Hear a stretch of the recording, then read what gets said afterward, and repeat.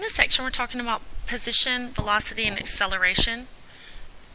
We're just going to go over it very lightly. In your physics classes, you'll talk more about this concept. For us, the velocity is just the first derivative. The acceleration is the second derivative. So you have your problem. You have your function here. An object is dropped from a height of 100 feet. Its height at time t is given by this function. Find the velocity after 2 seconds. Okay, so, velocity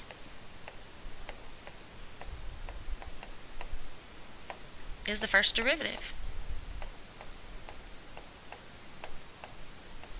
So if I take the derivative of this function, I'm going to get a negative 32t. That's the velocity for every t. But for this particular problem, it tells you that t is 2 seconds. So we're going to plug in 2.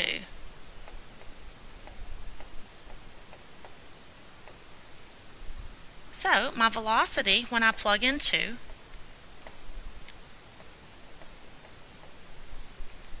would be negative 32 times 2, negative 32 times 2, which would be negative 64.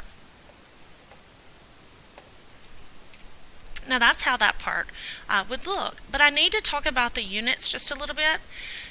Velocity is measured in units per time. So in this particular part, it tells you feet over time. So for this particular answer, it would be negative 64 feet per second. Negative 64 feet per second. Now on your quizzes for my online course, on your quizzes, I'm not going to trick you with units, but I think they trick you if you have my Math Lab homework. So in other words, watch your units. Okay, the next one's pretty easy. We have velocity again, and this time we have acceleration. Well, remember that velocity is just your first derivative. Your first derivative for this particular function is 6t squared minus 10t plus 3. 6t squared minus 10t plus 3. That looks great. For this particular problem, I ask you to find the velocity after 2 seconds. So that means t is going to be 2. So I'm going to plug 2 into this function. So that's 6 times 2 squared minus 10 times 2 plus 3.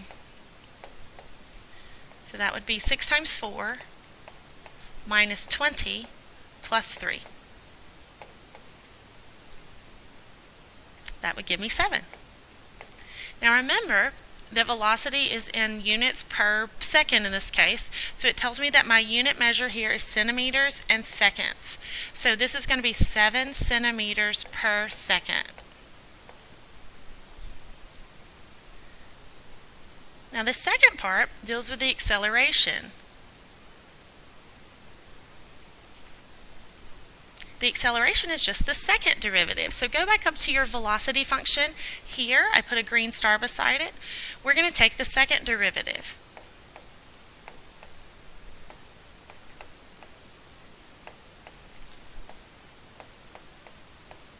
So if I take the derivative one more time, I'm going to get 12t minus 10. 12t minus 10, just taking the derivative of this piece right here. Again, we're looking for 2 seconds, so I'm going to plug in 2.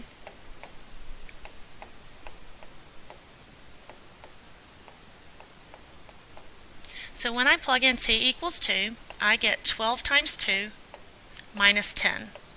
So that's 24 minus 10, which would be 14. Now, acceleration is measured in square seconds. So you're going to have centimeters per second squared. So just talking about units one more time for my Math Lab purposes, for those of you that are taking my Math Lab class. Velocity, for our purposes, is going to be measured in units per second. And acceleration is going to be measured in units per second squared. and that's how it would look.